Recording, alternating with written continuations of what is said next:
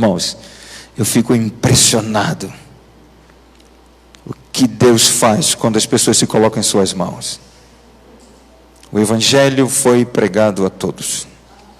O apóstolo difundiu a paixão pelo evangelismo por parte da igreja do Novo Testamento. Nas palavras, quando ele falava do seu Senhor ressuscitado, Paulo dizia: o qual nós anunciamos, advertindo a todo homem. Acompanhe a leitura comigo, Colossenses capítulo 1, versos 28 e 29. Quero que vocês olhem na Bíblia aí, por favor.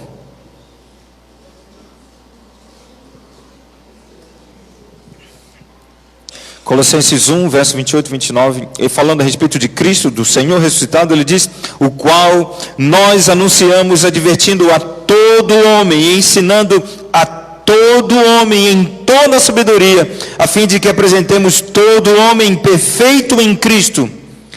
Para isso é que eu também me afadigo, disse Paulo, esforçando-me o mais possível, segundo a sua eficácia, que opera eficientemente em mim. Irmãos, às vezes o pastor pega o microfone para chamar a atenção da igreja, né? Deixa eu chamar a atenção de vocês aqui. Eu não tenho dúvida de que essa igreja aqui está se preparando para receber o Espírito Santo. Amém. Paulo diz: eu me afadigo, eu vejo a igreja se afadigando. Eu vejo que Deus vai levantar muitas pessoas que estão mortas em suas vidas longe de Cristo e serão alcançadas por esta igreja. E nós vamos alcançar as pessoas. Amanhã vai ser um dia muito especial aqui na nossa meia semana de revivamento. Amanhã você vai sair daqui com o nome de uma pessoa pela qual você vai orar, mas você já vai visitar essa pessoa, para nós irmos para a prática, para as coisas acontecerem. Ontem eu terminei a mensagem dizendo: tudo que o homem semear, isso também se fará. Você quer colher pessoas para Cristo? Eu também quero. Eu gosto sempre de dizer que eu nunca peço para a minha igreja fazer aquilo que eu não faço. É por isso que eu tenho também me gastado juntamente com outras pessoas. Eu sei que tem muita gente que faz e a gente não fica sabendo. Eu sei disso. O pastor sabe quando sua igreja ora, quando sua igreja trabalha, e eu louvo a Deus porque hoje eu sou pastor de uma igreja que ora e de uma igreja que trabalha. Me desculpe se você não gostou de ouvir isso, mas eu gosto de falar a verdade para a minha igreja. Tá bom? Alguém não gostou de ouvir isso? Eu quero que vocês agora deem uma olhadinha comigo no livro de Romanos.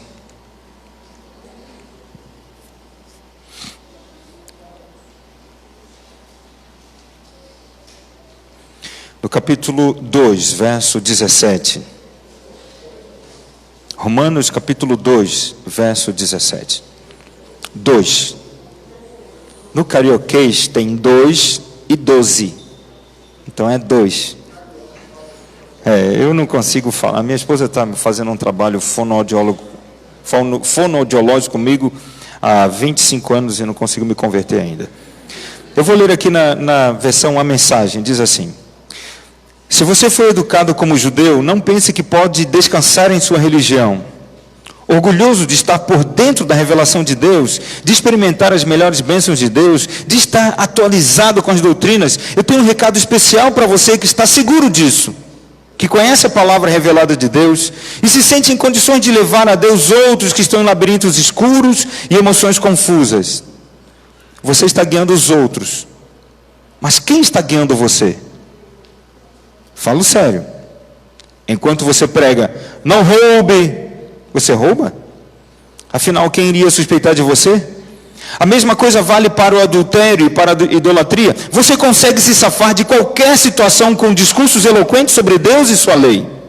As Escrituras dizem: é por causa de vocês, judeus, que os pagãos são hostis a Deus. O texto denuncia um problema antigo que não irá se resolver. E quando eu leio essa passagem, nessa versão, eu fico pensando: por que será que tantos cônjuges e tantos filhos são resistentes à palavra de Deus? Quero perguntar a você: como é a tua relação como um cristão adventista, que conhece a palavra, que conhece as doutrinas, que sabe falar muito bem, mas como é a tua relação com a tua família, como é a tua relação com seus amigos? É sobre isso que Paulo está falando em Romanos capítulo 2. É por isso que nós precisamos ser cheios do Espírito Santo. E eu me lembro que no sábado passado a irmã fez a pergunta: pastor, quando fala aqui desse fruto do Espírito, nós estávamos falando de João capítulo 15, ela perguntou, são os frutos do Espírito de Gálatas 5? E eu falei para ela, não diretamente, mas podemos aplicar, mas hoje eu quero falar exatamente sobre esses frutos, o fruto do Espírito de Gálatas 5. Paulo diz que quando nós estamos nas mãos de Deus, nós somos cheios do seu Espírito, e o seu Espírito, ele produz um fruto em nós. Você já parou a pensar que é só um? É um único fruto. Paulo diz que as obras da carne são manifestas e são, está no plural, mas ele diz assim, mas o fruto do Espírito está no singular, ou seja, não existe meia conversão, não existe meio cristianismo, não existe meio adventista, não existe meio firme na fé. O que existe são pessoas convertidas e pessoas em processo de conversão, mas ainda não convertidas. O fato de termos passado pelo tanque batismal não significa necessariamente que nós já estamos convertidos. É necessário que o processo continue acontecendo na nossa vida.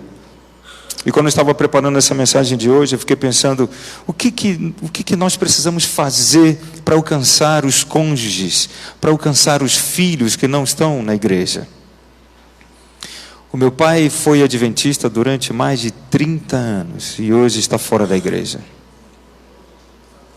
Foi ancião de igreja, foi tesoureiro, foi líder de trabalho missionário. O meu pai colocou dentro de mim a paixão por estudos bíblicos, que aliás é o que eu mais gosto de fazer no meu trabalho. Mais do que pregar, mais do que comissões, mais do que qualquer coisa. O que eu mais gosto de fazer é estudar a Bíblia. E quem me acompanha no estudo bíblico sabe que eu tenho que ficar me controlando, senão eu passo da hora. Porque vem um monte de coisa na minha... E eu aprendi isso com meu pai. Olha como é que era a rotina na minha vida quando eu era menino.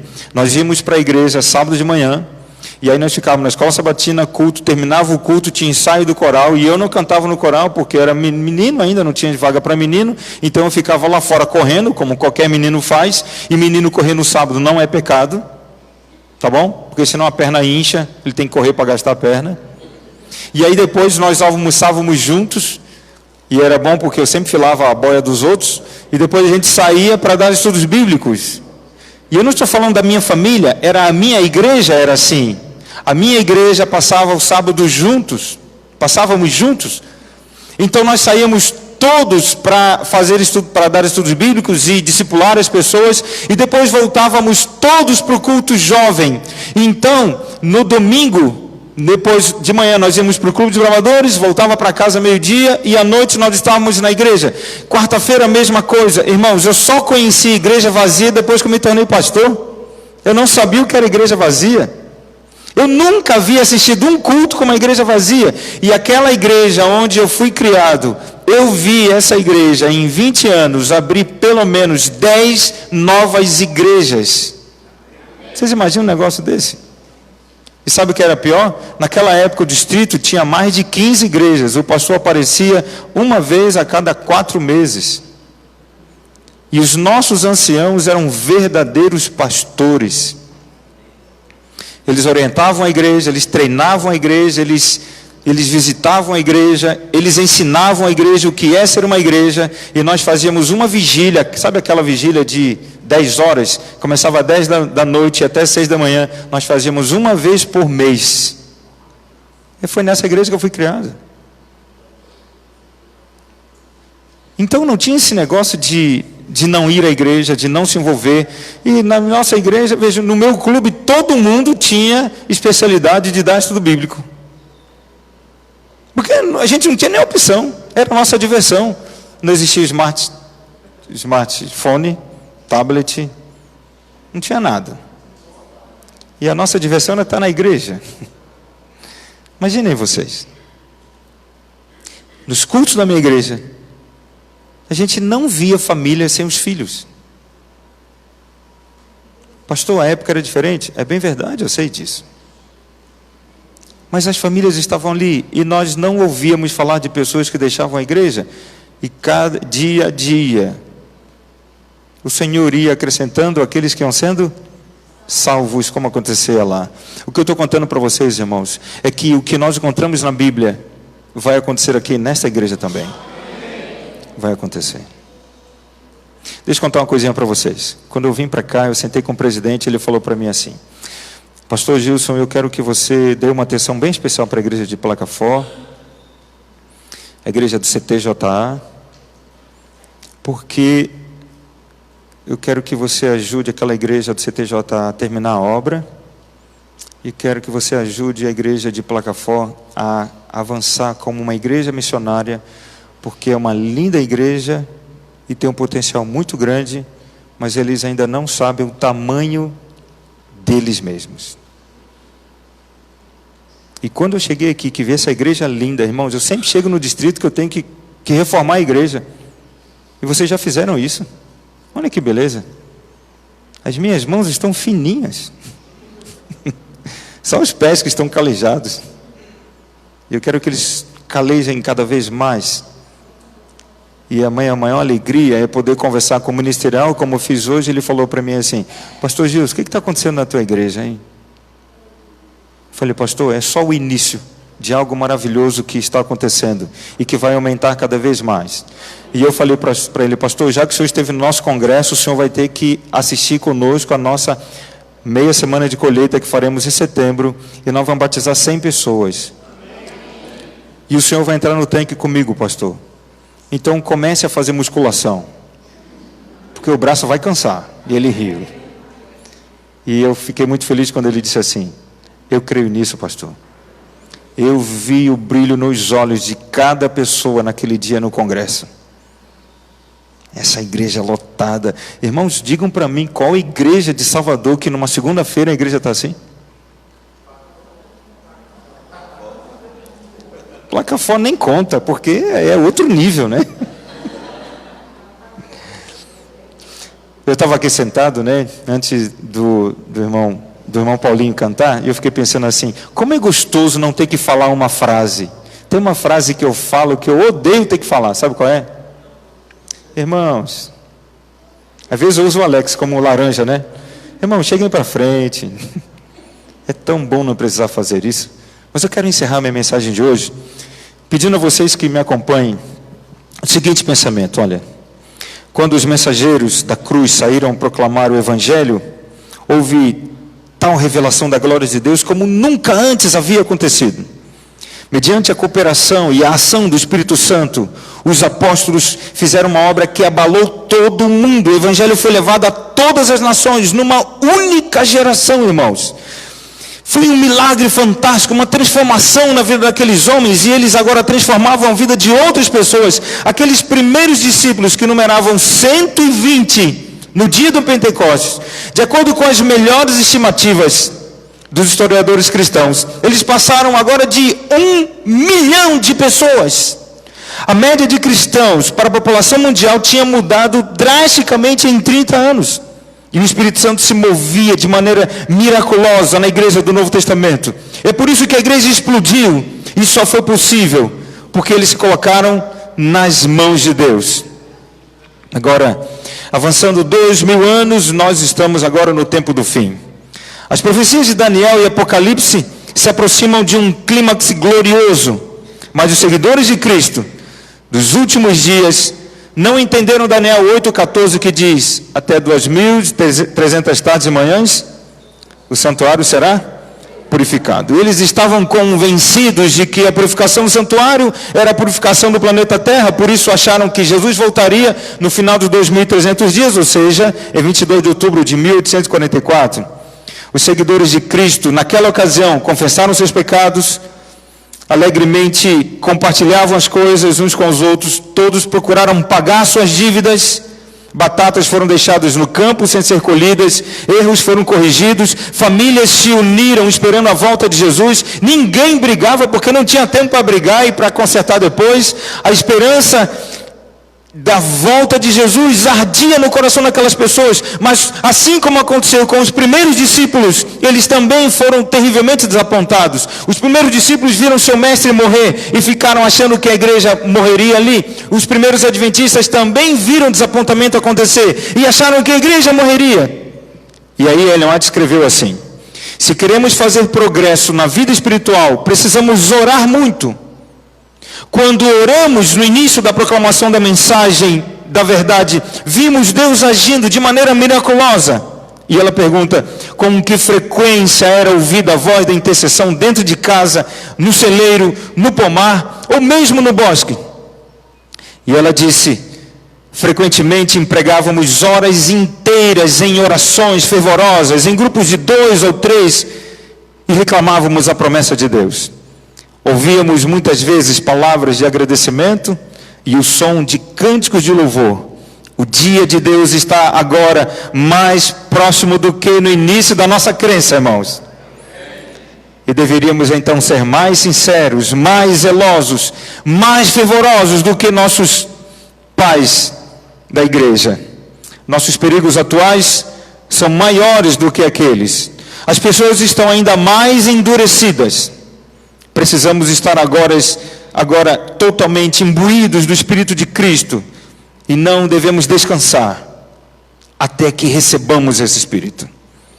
Como seguidores do Mestre no primeiro século, os primeiros adventistas esperaram no Senhor e Deus respondeu às suas orações. Ele abriu o entendimento daquelas pessoas para a verdade sobre o juízo e sobre o santuário celestial. O santuário a ser purificado, eles entenderam, não estava na terra, mas estava no céu. No Novo Testamento, o dia da expiação, ou a purificação do santuário terrestre, no Antigo, era um dia de julgamento. Queridos, nesses últimos dias da história da terra, nosso grande sumo sacerdote nos convida a abrir o coração a Ele, devido à hora do juízo.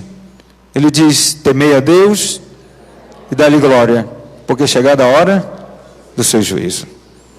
Assim como o santuário celestial, nosso coração deve ser purificado de tudo que se interpõe entre Jesus e nós. Ontem, quando a dona Néia estava falando aqui a poesia, ela dizia, queima, Senhor, queima em mim, purifica, tira tudo que não te agrada. Quando nós buscarmos Jesus e recebermos a purificação do Espírito Santo, esse Espírito nos encherá com o poder da chuva serôdia para terminar a sua obra. Bom, finalmente eu quero falar com vocês que o Pentecostes, ele é prometido também para os nossos dias. Aquele mesmo Espírito que foi derramado sobre os primeiros cristãos do Novo Testamento, para iniciar a igreja, será derramado de forma ainda mais abundante em nossos dias. E nós veremos conversões onde antes nós achávamos que não aconteceria. Vejam, quando nós olhamos para aquele episódio do Pentecostes em Atos 2, nós vemos que Deus fez o impossível no primeiro século.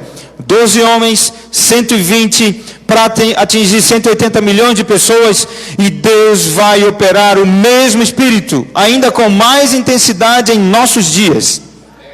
A Ellen White apresenta esse assunto da seguinte maneira, ela diz, tudo que os apóstolos fizeram, cada membro da igreja deve hoje fazer. E devemos trabalhar com tanto mais fervor, sendo acompanhados pelo Espírito Santo em maior medida, quanto o aumento da iniquidade requer. Mais decidido chamado ao arrependimento deve haver entre o povo de Deus. Ou seja, se a nossa sociedade hoje é mais profana, devemos orar mais. Se as famílias estão sendo destruídas com parâmetros e modelos diferentes da palavra de Deus, temos que orar mais. Se o inimigo tem se levantado muito, temos que orar mais. A época do Novo Testamento foi de grandes milagres. Doentes eram curados, demônios eram expulsos, dezenas de milhares foram convertidos. Será que isso vai acontecer novamente em nossos dias? Certamente. Deus prometeu que no poderoso derramamento da chuva serôdia, teríamos uma experiência similar a da igreja do livro de Atos. Aqui está uma declaração no livro Grande Conflito. Ellen White diz assim: essa obra será semelhante à do dia do Pentecostes.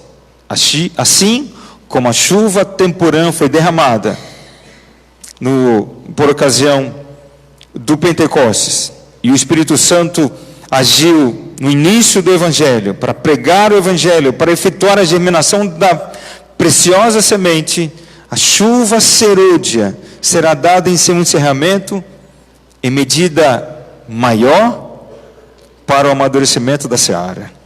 A grande obra do Evangelho não será concluída com menor manifestação do poder de Deus do que assinalou o seu início. Em outras palavras, Deus prometeu que derramaria o seu Espírito sobre nós, e Ele vai fazer isso. Eu vou pedir que vocês abram a Bíblia comigo em 3 passagens, são as últimas 3 passagens que quero ler com vocês hoje. A primeira delas está em Zacarias, capítulo 10. Zacarias 10.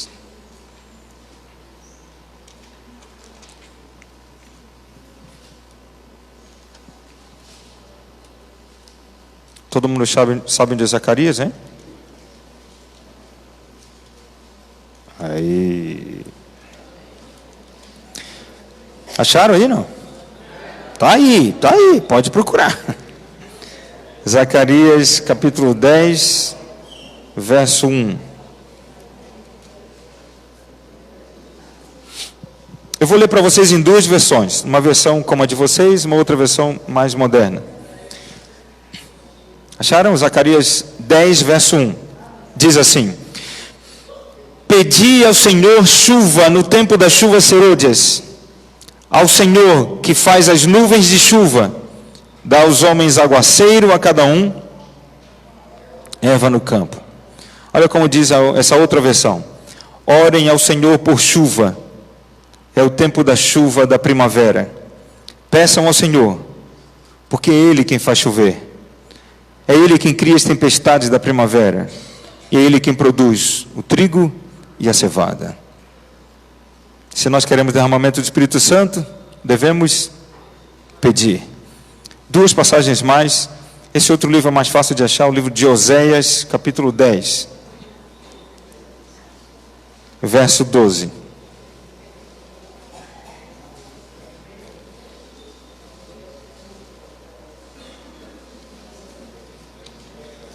Cadê Oséias, hein?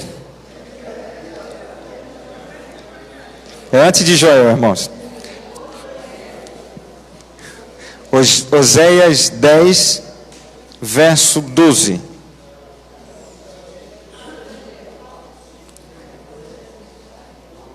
Oséias 10, 12. Acharam? Vou ler com vocês. Vou ler de novo as 2 versões. 10, verso 12. 10, 12. Semeai para vós outros em justiça, ceifai segundo a misericórdia, arai o campo de poucio, porque é tempo de buscar ao Senhor até que Ele venha e chova a justiça sobre vós. Só vou explicar uma coisa para vocês. O campo de poucio, o poucio era aquele ano quando eles deixavam o campo sem arar, tá bom? O campo ficava... Então fica mais fácil. Pedir ao Senhor chuva no tempo das... Semeai para vós outros em justiça, ceifai segundo a misericórdia, arai o campo de poucio. Ou seja, Deus está falando com relação à ação do Espírito Santo, tem que ser todo o tempo. Nessa outra versão, no capítulo 10, no verso 12, diz assim: semeiem... ao passar... Não, desculpa. Semeie justiça e colhe o amor. É tempo de lavrar a terra. É hora de trabalhar com dedicação para o Senhor, até que Ele se apresente com a justiça na hora da colheita. É tempo. Última passagem, Jeremias capítulo 5, verso 24. Esse é mais fácil de encontrarmos. Jeremias 5, verso 24.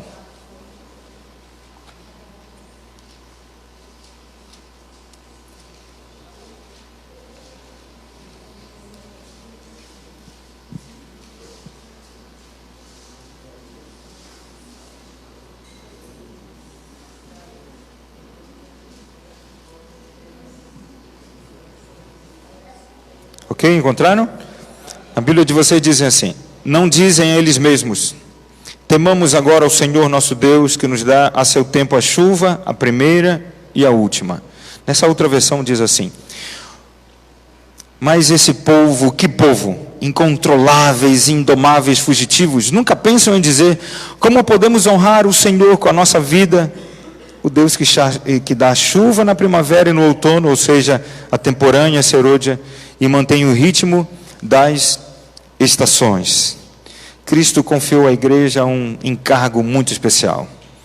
Eu tenho lido bastante, já há mais de 10 anos, para ser mais exatos, há 11 anos que eu decidi dedicar parte do meu ministério a estudar crescimento de igreja. E tenho aprendido muitas coisas com homens que Deus tem usado.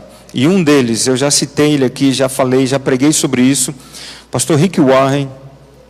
Ele diz assim: nós só temos que aprender a surfar, porque quem faz a onda é Deus.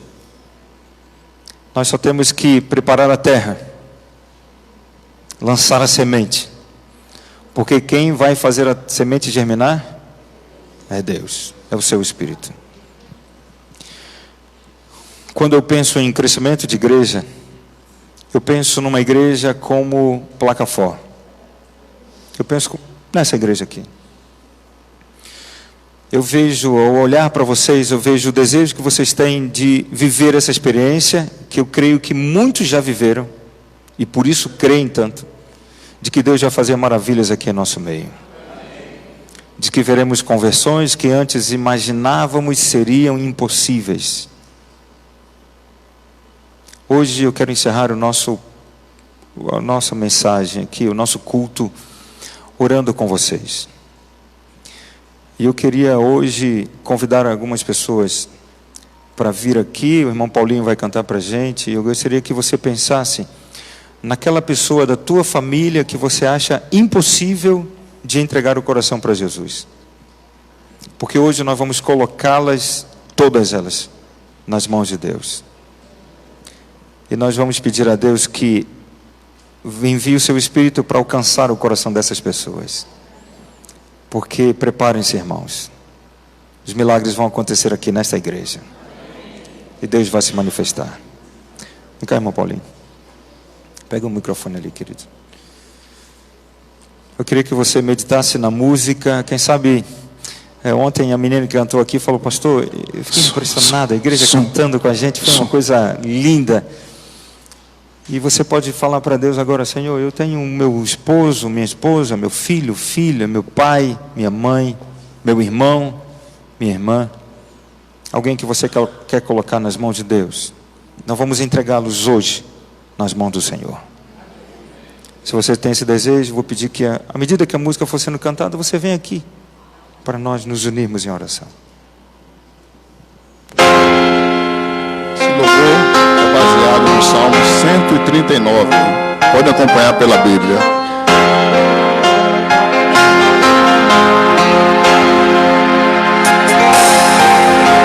Senhor, eu sei que Tu me sondas. Sei também que me conhece. Se me assento, me levanto.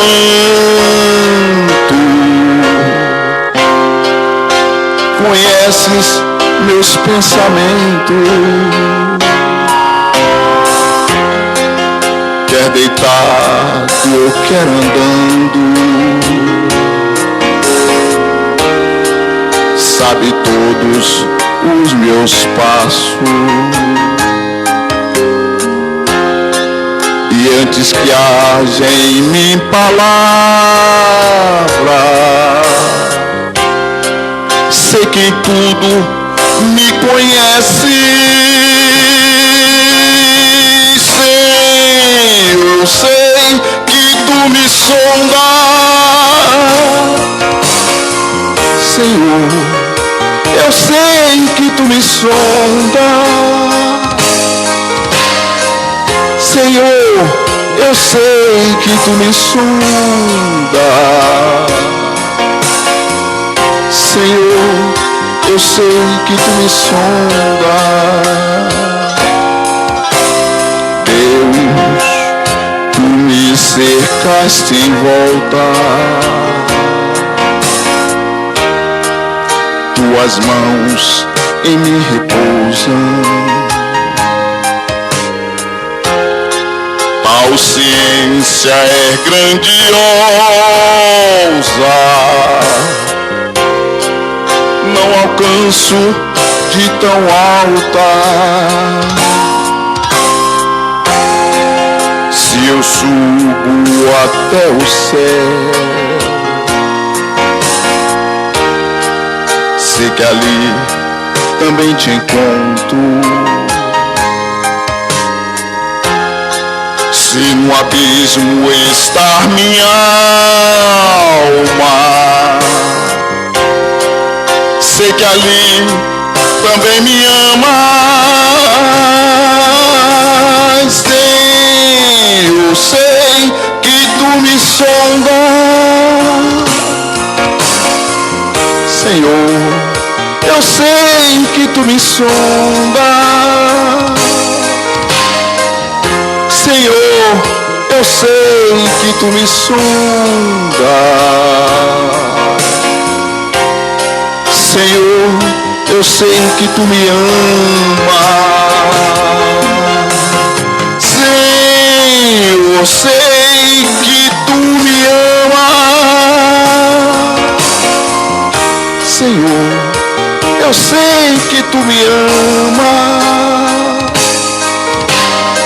Senhor, eu sei que tu me amas. Senhor, eu sei que tu me amas.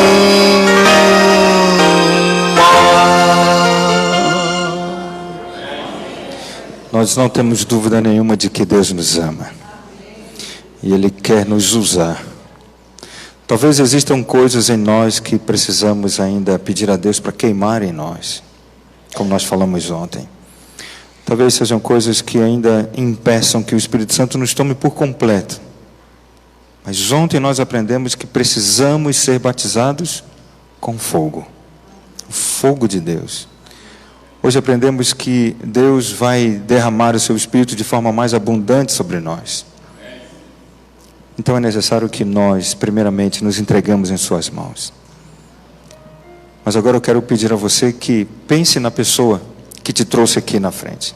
Por que você veio aqui? Por causa de quem? Nós vamos entregá-lo nas mãos de Deus. Feche os olhinhos agora, vamos orar. Senhor, todos nós temos pessoas queridas em nossa família que estão longe dos teus caminhos.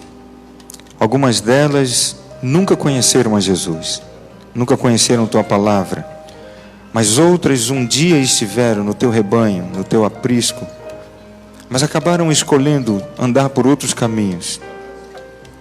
Senhor Deus, a palavra nos disse nesta noite que o Senhor vai derramar o seu Espírito de forma ainda mais abundante, que nós seremos batizados com esse Espírito maravilhoso, e que esse Espírito irá diante de nós para alcançar as pessoas, para tocar em seus corações, para abrir as janelas da alma, para mostrar a elas, Senhor Deus, que existe um caminho melhor, uma promessa melhor.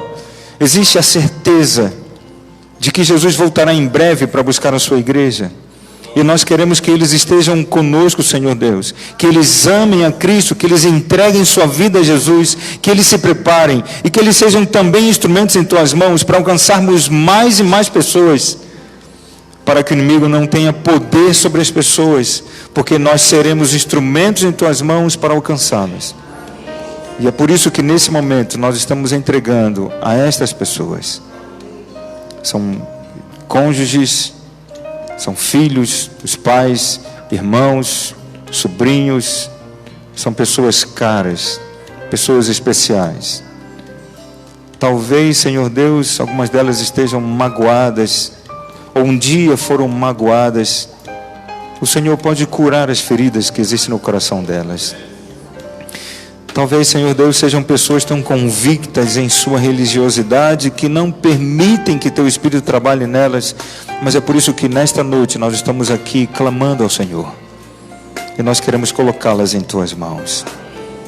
Temos o sonho de, como igreja distrital, alcançarmos 100 novas pessoas para Cristo. Mostra o Teu poder em nosso meio, Senhor. Manifesta a Tua bênção, Tua graça em nosso meio.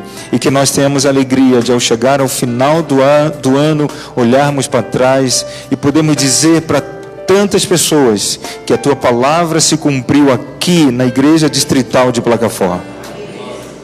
Isso só será possível se nós nos permitirmos entregar em Tuas mãos, para que sejamos batizados com o fogo do Teu Espírito e que Ele queime todas as impurezas que existem em nossa vida, Senhor. Isso será possível quando nós nos permitirmos ser instrumentos em Tuas mãos e, como Paulo disse, nos permitir sermos gastos pelo Teu poder, pelo trabalho da Tua causa, gastarmos um pouco mais de tempo. Às vezes nós deixamos as coisas para depois, mas hoje, Senhor Deus, nós queremos assumir o compromisso de nos deixar gastar pelo Senhor, pela Sua palavra, pela Sua obra, pela salvação de pessoas que estão perdidas nas trevas. Senhor Deus, nós sairemos daqui amanhã com nomes de pessoas as quais visitaremos. E nós vamos orar com elas, vamos fazer amizades com elas, vamos estudar a palavra de Deus com elas. Nós vamos lançar a semente e o Teu Santo Espírito fará essas sementes germinarem. Nós queremos 100 pessoas. E nós entregamos a cada uma delas em Tuas mãos nesse momento, em nome de Jesus. Amém, Senhor Deus. Amém. Deus abençoe você. Se você puder trazer um amigo amanhã, um amigo não adventista, talvez a pessoa que você quer alcançar, amanhã é o dia de fazer isso, tá bom? Deus abençoe a todos, tenham todos uma noite muito feliz e amanhã nos encontraremos aqui.